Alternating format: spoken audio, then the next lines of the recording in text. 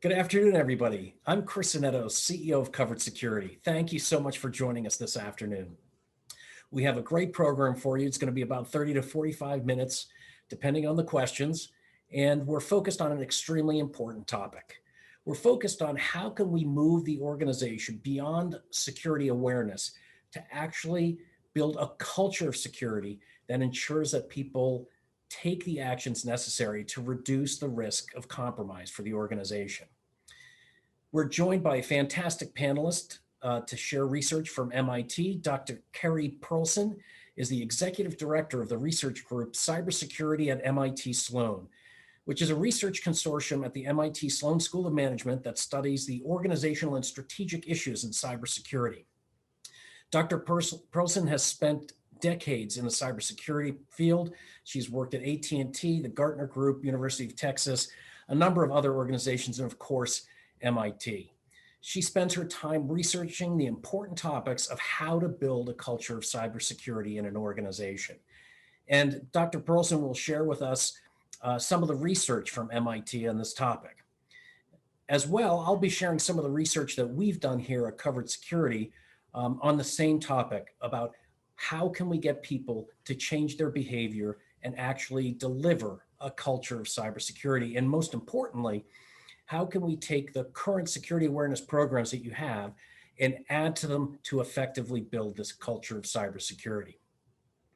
So without further ado, let me introduce Dr. Pearlson, and away we'll go. We're delighted to share some of our research with you. I am the executive director of CAMS, and I wanted to jump right into this discussion about how do you build a culture of cybersecurity. So Chris, why don't you go to the next slide, please? We know that there are many vulnerabilities, particularly under the COVID work from home, remote work kind of environment. And the bad guys have upped their game. And then we have to do the same thing, whether it's because our technologies just cannot keep us 100% secure, or because we know from research that 90% or more of the breaches start with some type of human error, whether it's phishing emails that somebody clicks on, or a fake website that somebody downloads or accesses, or maybe a bad file that somebody has downloaded onto their system that opens up some malware on our systems. But we know that there are, the bad guys have upped their game, and the pandemic has created what I call the perfect storm of fear, uncertainty, doubt, and chaos. We all know about fear, uncertainty, and doubt, but the new piece is chaos. Nobody really knows who to ask of what. It seems like a huge imposition, even to email or text one of your colleagues when you're working remote, just to make sure that the email you've seen is something you should be looking at. So we've got all this chaos. Nobody knows really what to do. Next slide. So we asked the question at MIT, how can we create a culture of cybersecurity in our organizations? We have cultures of safety. If you're in a manufacturing facility, there's certainly well-seen safety signs all over the place. If you're in a construction zone, you see signs like, we don't want to be resetting the safety measures. There's not been an accident here in the last 320 days. I have to be home. My kids are expecting me home. We create a culture of safety. But we don't see that same kind of attention put towards building a culture of cybersecurity. So our research suggests that the key to this is more than awareness programs and more than training. It's really changing the values, attitudes, and beliefs. That's what drives cybersecure behaviors. Next slide, please. So in many organizations, there's a misconception about who's in charge of cybersecurity, whose job is it? Everybody thinks the technology will help us, and technologies do a great job in keeping our organization secure. The fact that you don't see more breaches is really testament to both the amazing technology you have in place and your amazing IT and security team. They are able to block out many of the, if you will, knocks on the door from the bots and the bad guys trying to get into the systems. We've seen statistics as high as 200,000 attempts a day on an organization to get through your firewalls and your defense in depth strategy. So the fact you don't see more means your technology is doing the job. But it can't do all of it. These bad guys are getting smarter, and they're finding new ways to take advantage of our confusion in our systems and our people. So then people think the technology team will take care of things. And again, your technology team can do a good job, but they're not integral to the business in quite the same way that other employees are. So it needs to be more than just the IT security team's job. Then people think, well, my manager will tell me what to do. He tells me or she tells me what I have to do for my work. They'll tell me how to keep secure. It's the manager's job. And there's a piece of truth to that. Managers have a big role in this. But where we really want to get to is what I call level 4, where cybersecurity is everyone's job, where everybody feels it's just as important to keep the company secure as it is to keep the customers happy and to keep doing the work that we do. It's just part of the ether. So this model here that Chris is sharing is the basic model that we have been working with over about 3 years.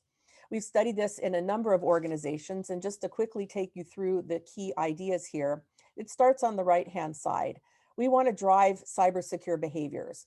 We want to drive behaviors that you do because they're part of your job and that you do because you're part of the organization. One organization we studied, a financial services company, obviously nobody wants to do business with a bank that isn't secure. And so they need to make sure that every single person in their organization understands how to keep their organization secure. So they want to drive behaviors such as not clicking on phishing emails, or if you see something, say something, or perhaps things like running small little lunch and learns to keep everybody up to date. Now, our model suggests that behaviors are driven by the values, attitudes, and beliefs, or if you will, the culture of an organization. And to some people, that's been the aha moment. The point here is, while it's important to do training and it's important to do awareness, what you're really doing is trying to change the values, attitudes, and beliefs. Values are seen at the managerial level. Leaders have a role in this. If a leader is talking about cybersecurity, then it's highly likely that the people that work for that leader will feel cybersecurity is important. They'll make it a priority. It'll change their attitudes just simply because you as a leader talk about it. We see it at the group level. If your group values cybersecurity, then you're probably going to value it more and you're going to do cybersecure behaviors. And we see it at the individual level. If you feel you can do something, you know what to do when you get a phishing email, you know where to report it, you're more likely to take those behaviors. Now, the values, attitudes, and beliefs are really driven by two kinds of things. One are external influences. Those are things that as a manager, we really have very little control over. For example, we don't have control over the industry that we're in. As I said before, if you're a bank, nobody wants to do business with a bank they don't trust. So banks, and financial services firms, insurance firms, they're going to have a different value, attitude, and belief around keeping the company safe, keeping data private, keeping data secure. Likewise, we see that in healthcare. But if you come from an environment that where cybersecurity is probably not as important or not as talked about, then you may have a different value, attitude, and belief.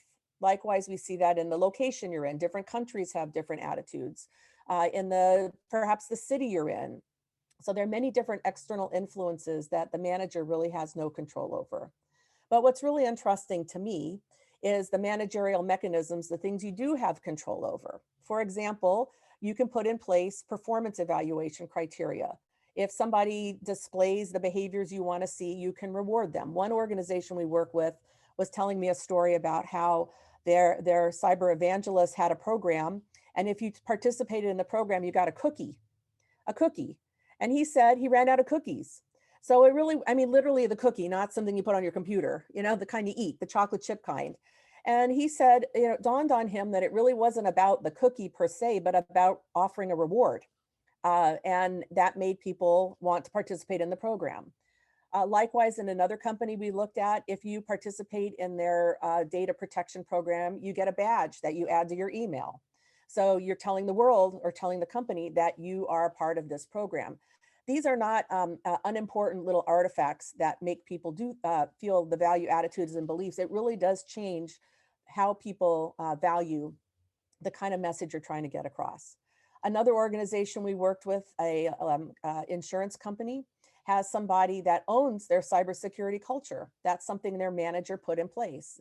And that person who owns the culture is a marketing person, and she's really good at marketing messages. And what are marketing messages but messages to change hearts and minds, change values, attitudes, and beliefs? So you could look at that as an awareness program, but I look at it as a program that's really designed to change their values, not just make them aware.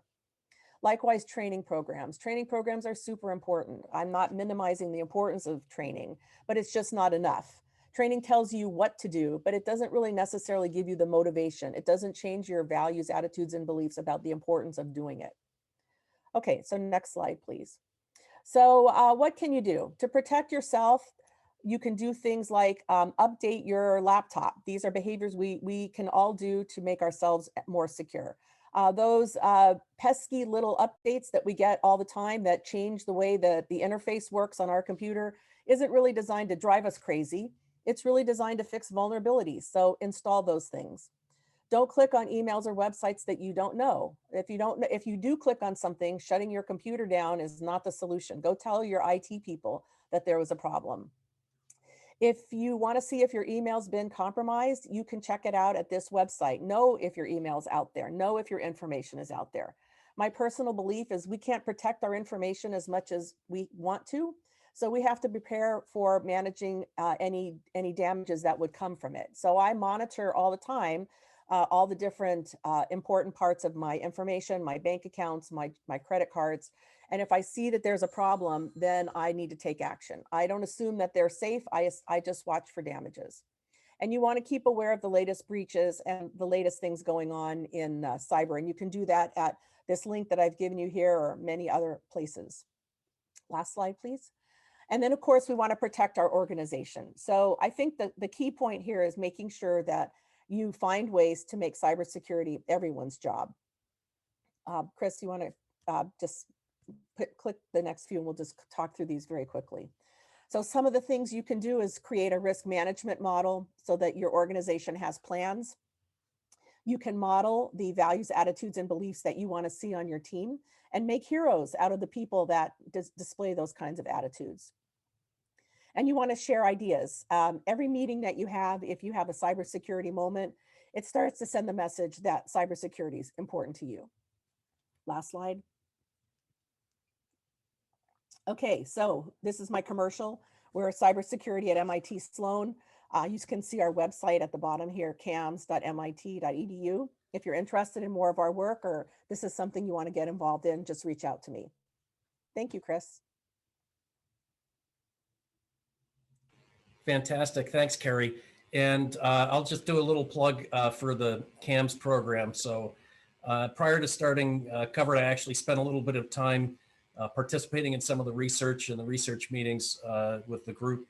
And it's a fantastic way to get some strategic view into these issues that we can't always get in industry, but in a way that's very practical, which is something that MIT and Sloan are very focused on, being practical.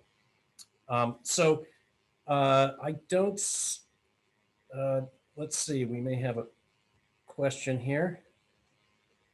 Nope, no question, but I do have a question, and we can always have some questions later. So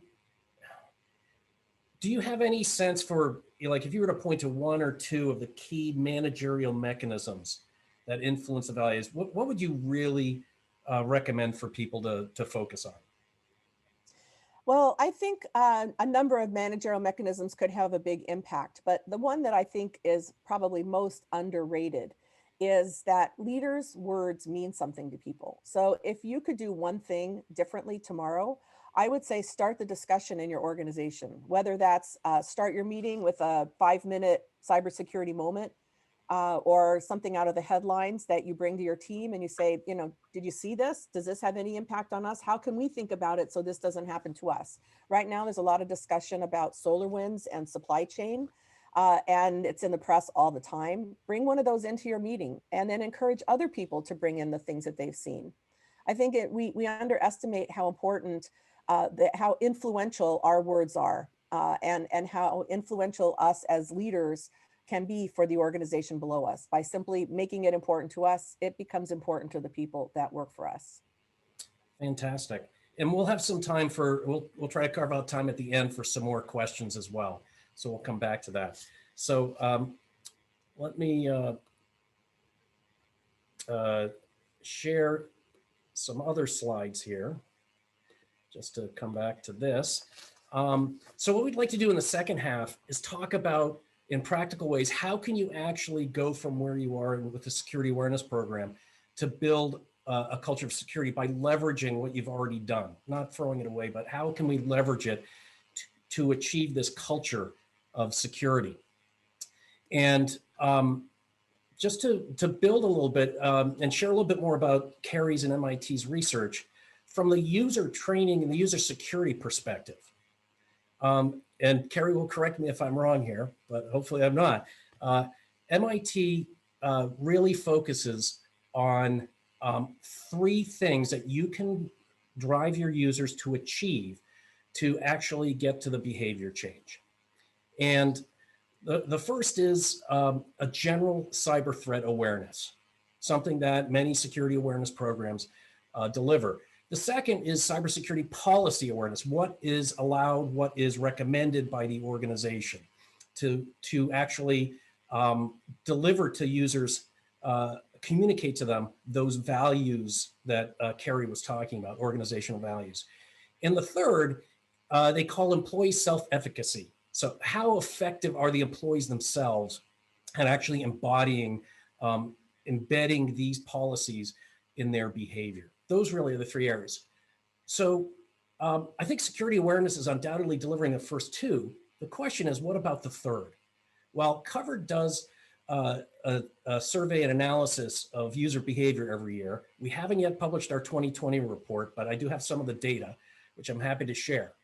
So when you look across the data, Covered looks at key behaviors that have been shown directly related to lower rates of online compromise. Things like not posting your social posts for everyone to see, right? Which is indicative of a larger behavior of measuring the risk of releasing private information. You know, obviously the phishing, just clicking on attachments when you get an email from an unknown person or someone you don't know well. Knowing if your vendors have been breached and taking action within a short period of time. Keri mentioned one of her recommendations was know when you might have been breached. And another indicator is things like using transaction notifications for all financial accounts you might have, because then you'll understand quickly that you might have been hacked and you can give response. In those and many other indicators, really the change year to year has been within the margin of error, which is about 4%. And we really, it's clear from those that we have not been making progress. There are some areas where we have seen some incremental improvement, but still very low rates. Things like what percentage of our people use the same password for all or majority of their accounts. In 2020, that's over 20% of the people. Far too high, right? Leading to credential stuffing opportunities for hackers. Using multi-factor has improved over the past 2 years, but still at a very low rate, about 30%. And there are actually some areas where we've regressed. Understanding how to use some of the private information or non-private information for authentication, things like mother's maiden name. We actually have more people, significantly more people, willing to do that today for things like password reset functions than we've had over the past few years. So really, when you look across all of this, the conclusion is that the security awareness programs are delivering cyber threat awareness, policy awareness, but they are not delivering yet that employee self-efficacy. So the question is, how can you actually do that? Well, based on our research here at Covered, as well as research from MIT, we really see that there are 5 keys to do this. The first is measure the user's behavior to be able to report on performance and understand if there's improvement or not. I was just speaking with another very seasoned executive in the security world this morning, and he said to me, of course, none of us know how to measure user risk and can't report on the level of risk and whether our programs are working to the board. The second is, as Keri pointed out, provide incentives and rewards. Positive rewards and incentives are significantly better at driving behavior than negative incentives. Yet, when you look around in our industry, in the practitioner world, the vast majority of incentives are actually negative. 3 strikes with the phishing testing and you've got something in your HR report or you're fired. as an example. Now, the other three of the top five that we see actually come from the consumer app world and how you drive new habits and behavior. One is give just-in-time, in-context prompts for action. So I'll show you some illustrations of how to do this in a moment. The fourth one is to actually personalize the engagement, right? No one wants to have to take training on something that they're already doing a good job with. When you actually put the in-context prompts and the personalized engagement together, our research across eventually millions of people, when we finally concluded it, showed that you could get an 8 times higher engagement action rate if you give people in-context prompts that are personalized to them than if you just give them a generic, this is important for the company prompt. And then the final is frame the action in terms of personal value, not corporate value. We did a lot of tests on this as well, and we found out that you get, in our tests, 134% increase in action rate if you frame in a personal value. This is why it's important for you and your family, not why it's important for your company. So how can you actually use your security awareness system and supplement it in these 5 areas to achieve a culture of security? Well, this is something that Covered has been focused on doing. And I'll illustrate ways that you can accomplish this, showing a little bit about the Covered platform. We started this based on research that showed us that security professionals are hacked at a rate 56% lower than the normal typical person. I call them normal because sometimes I think we're all not normal. We're so paranoid about things. We found that this was due to 18 particular habits. All of the habits focused on reducing the likelihood that phishing or credential stuffing or password cracking or social engineering or account takeover would actually occur for us.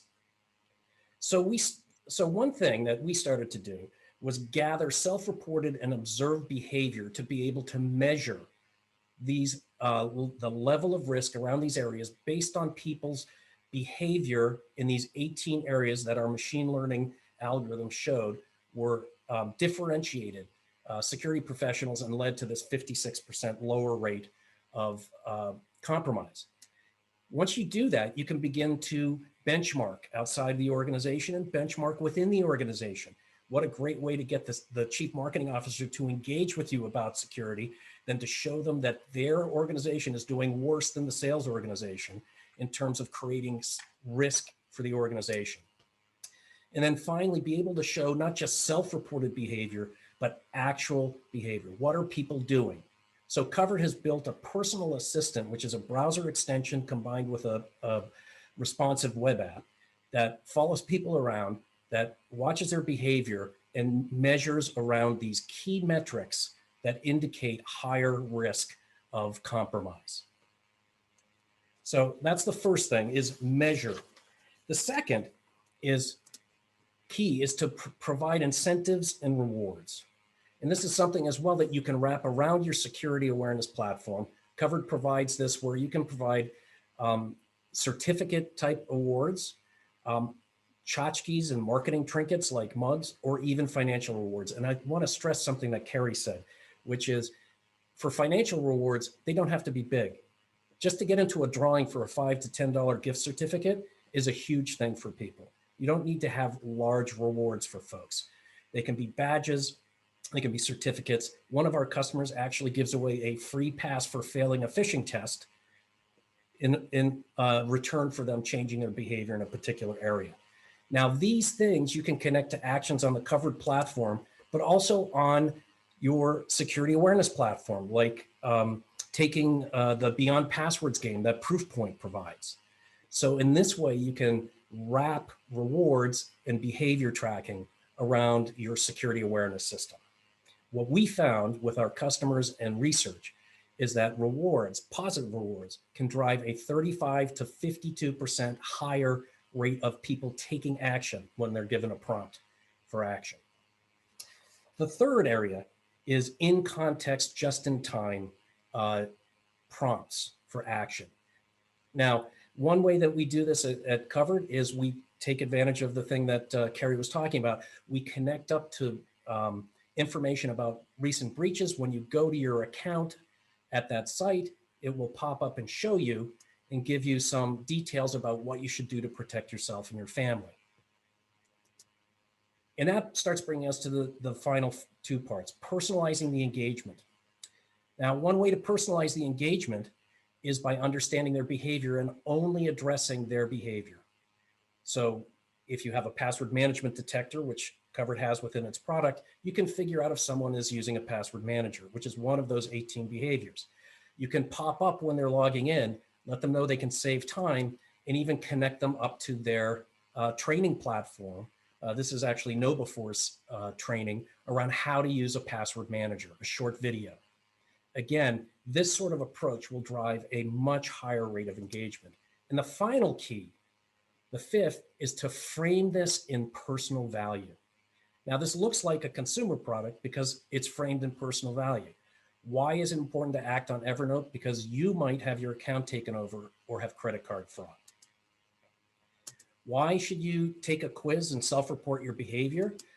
Because you and your family are more likely to suffer consequences if you don't have strong security.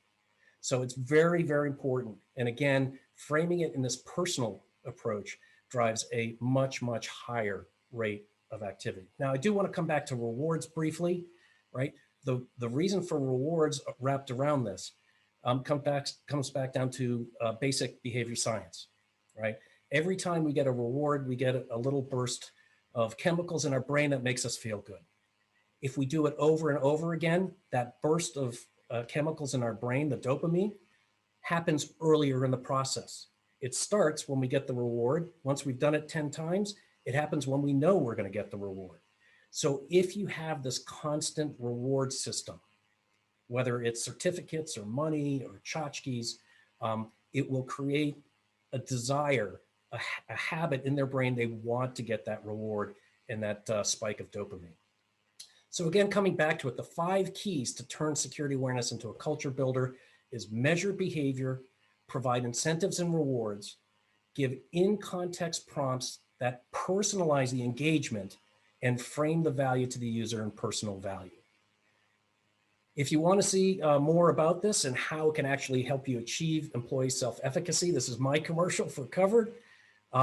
Please feel free to go to coveredsecurity.com. You can try the user personal assistant for free. If you want to see a demo of the back-end analytics platform for the company, the CISO and their staff, we can happily arrange a demo for that as well.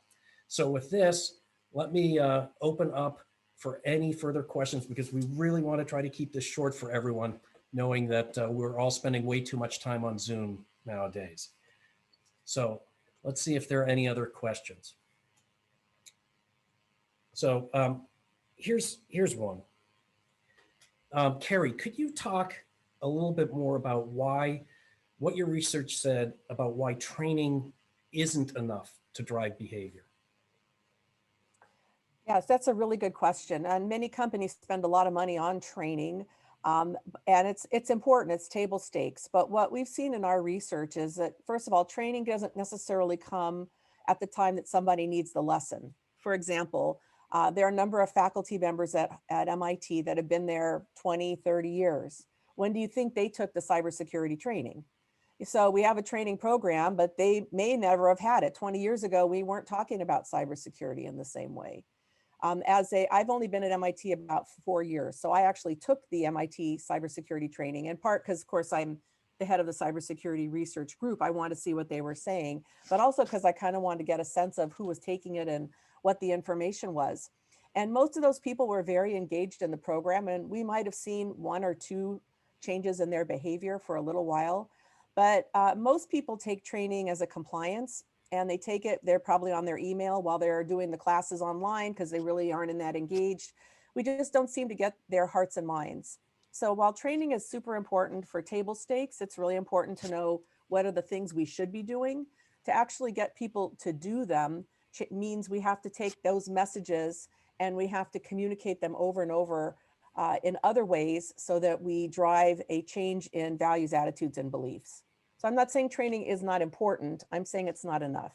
Right. And actually, our research has shown the same, right? We need the foundation of training, needed not just for compliance and checking the box, but for having the content to deliver the education that we need to for folks.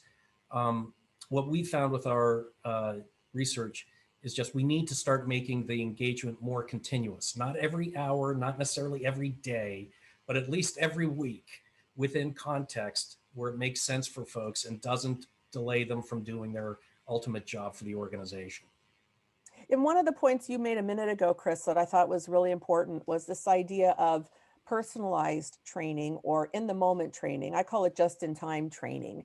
You know, when a message pops up right at the time that somebody does something wrong or somebody can do something about it, is that training or is that some sort of messaging? I mean, I don't want to split hairs about what we call it, but I think that kind of thing is much more effective than making somebody sit down for an hour and take, or 3 hours and take a online training course. So when you can show somebody in the moment and make it personal, what you're really doing is changing their values. They value that. It's more important. It's something, it's their self-efficacy, something they can do about it. So I think that training in that sense has a whole different connotation than what we traditionally see, which is a training course. It's people put a lot of energy in. It's really important to have the table stakes, but it just doesn't have quite the impact of what you described. You know, it's interesting. You come back to um, changing the values, and I think that's so important because my last company, we were selling to a lot of banks and utilities and et cetera. We got to a really large size, and all of a sudden we had to do a lot of compliance. And I found out that my team was gaming the system, right? Ooh. Something I'm sure that a lot of people are very familiar with. And as I searched into it, and I've certainly asked a lot of questions in a lot of companies after I learned this, right? It wasn't that people didn't think it was important, but they had no way to understand how important it was for them to do that versus getting their job done, right? So a salesperson would say to me, half an hour spent watching a video, and by the way, multiply that times 40. I have to look at that and say, is it better for the company for me to sell more product? And what they know is the value of the sales. They don't understand the value of the security. So I think that's so important, what you emphasize, that you have to change the value system or augment the value system. That's true. So if your salesperson really understood that his customers would value the fact that he knows a little more about security, he might take that time to educate himself on it.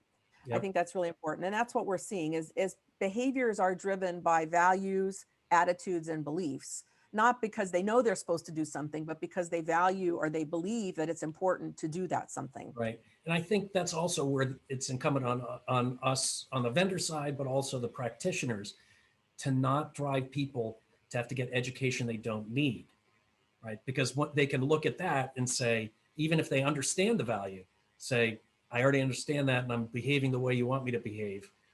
Why would I need to do that? Right? Right. Just taking me from adding value to the company. So there is one more question I wanted to put on the table, and it's the hardest question of all, which is if you had to give advice, and I'm sorry I didn't prep you for this, so I do Okay. apologize. Um, if you had to give advice to practitioners, how can you convince business management that they should be investing in building a culture of cybersecurity, a cybersecurity culture? How can they do that? That's just a tough thing to do. Well, I think we could use some of the lessons you just went over. Make it personal and make it something they can do something about and make it be something that has the right incentives around it. So I think just kind of turning those same 5 ideas you just shared with us into applied to the actual investment in cybersecurity culture is a good start. So if I could convince my leadership that it was valuable to them personally, they're not going to see their name on the front page of the Wall Street Journal because there was a breach or we're reducing risk. Risk is a big term that we are seeing, as I know you know, seeing more and more in the discussions of cybersecurity. We turn it into a business discussion because, of course, executives and our managers are trying to manage risk. They're making trade-offs all day long about what should they invest in to reduce what risks. So the more we can talk about cybersecurity culture as one mechanism for reducing cyber risk, we have an avenue that starts to become very personal to them, something they can really relate to. You know, that reminds me, one of our customers actually made the case to bring this in because our product is for use at work and at home, and it maintains privacy for the individual, but still allows the aggregation of the analytics in an anonymous fashion. But they positioned it as a value add for you personally. It was like it was a new a benefit to people as employees. And, you know, boy, if we can get to that stage, I think we're going in the right direction. And one thing I would add, which I've heard you talk about a number of occasions and is in your research, is the ability to actually measure the risk. I do believe that CISOs, they're doing a great job of bringing quantified risk to the board and to allow a business decision in an informed manner. But one area where we really haven't tooled them effectively, and we hope we're starting to do that, is how can you explain the human risk? I see we have a question. We do. John, I saw a hand raised. John McKenna, I believe. Yeah. Let's see.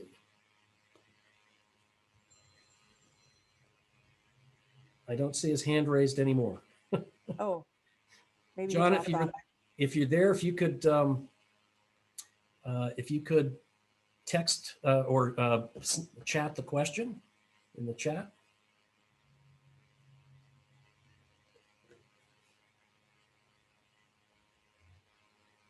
While we're waiting to see if he may have dropped off. I guess I'll also ask you, are there any examples of behaviors that companies should be trying to drive with their users that we haven't talked about? Key ones? Let me think. What can we do? Let's see. I think there's, you can't underestimate the role of the managers. We talked about that. Having somebody own building a cybersecurity culture is super important. I've seen that in a few organizations that we've studied. When a company makes an investment in having a manager own this, and it can't be the CISO. The CISO is important, and the CISO has a lot of things on their plate, and the buck stops with the CISO. But the CISO can't be the only one managing the culture. So when you put somebody in charge who actually understands what they're trying to do, be an evangelist, build culture, and they understand it's more than just making sure people take training. They really understand this changing values and attitudes and beliefs. Then I think we start to see traction in how people can make a difference in their cybersecurity culture. So somebody owning it is a managerial technique. Fantastic. Okay, well, we have time for one more question. John McKenna we should be able to hear him now. John? Can you hear me now? We can. You do, John. Yeah, hi, Keri. Hi, Chris. I think you both know. It's great to see you, by the way. It's a great session, and I think you both know what this means to me. So I don't know how many you have online. So this is John McKenna, retired CISO from Liberty Mutual and currently president of the Advanced Cyber Security Center. So I guess my question again, because I think, I believe in personalizing the messages as much as you can. And you talked a little bit about bringing those messages back to home and to family. What about back to community? I think that was always a big selling point too. If you could encourage employees to bring the messages to their schools or to their cities and towns, there was another incentive, if you will, for them to learn it and bring those messages out. So any thoughts there? Well, I actually believe, I agree with you. I believe what you're saying. I've seen that happen. I actually am the only cyber person in my social circle. And the minute there's something that comes up in the ether, the news, people ask me. They're not my kids, they're not my family, they're not my employees, they're my community. And so I find, that community, whether it's just your friends or whether it's a broader, your kid's school or some other group that you're a part of socially or community wise, is very important. So I don't think we can underestimate the impact of us just talking about it. My friends are more aware of cyber just because I'm in cyber and talk about it a lot. And so now they start to see things. So now I feel like there's another, maybe dozen people that are more aware and more safe because they know somebody. So this isn't about me evangelizing it to them. It's simply that I bring that idea to the table. So I don't want to, I guess what I'm saying is you don't have to be a cyber expert and talk to your community about it. That's great. But just being and letting people know that cyber is important to you starts to get it on other people's radar. I agree. That's great. That reminds me, Keri, I used to joke that we go to cocktail parties and people say, what do you do? We're in cybersecurity. And people are like, okay, great. I'm going to go talk to somebody else. But over the past few years, that's changed a bit. Unfortunately, we haven't had many cocktail parties in the past year or so, but we'll get back to them. But, I John, think we're getting to be more like the doctor, where they come and they say, you say you're a doctor, like, well, I have a pain in my elbow right here. What do you think? And now you say you're in cybersecurity and they say, well, I got an email the other day that said blah, blah, blah, blah, blah. So they all have a story. Everyone has a story. That's true. And I think John's comment is really great and fantastic for our society. I'll bring it back just one step, just to the family, right? We studied how people are working now, especially during COVID. And 60% of the people who are working from home use, at least at times, their own computer. Who knows what else is happening on that computer? 30% of the people are using their own computer even when they have a corporate device available to them at home. So we just don't understand what else is going on there. We do need them to be sort of these people to take it out to others, at least to their family, or else it does imperil the organization. So, well, we are a bit over, but I wanted to at least get some questions in there. Keri, thank you so much for attending. For those who have attended, you'll note there will be the recording available, which we'll get out more broadly to hopefully share with other folks. And you'll be able to get that from Covered's YouTube channel. We'll be sending out a link for that. But Keri, thank you so much. I really appreciate you spending the time with us and sharing. My pleasure. Bye-bye. Take care. To learn more about how Covered Security can complement your current security awareness system to create a culture of cybersecurity, visit coveredsecurity.com and sign up for a 5-minute demo.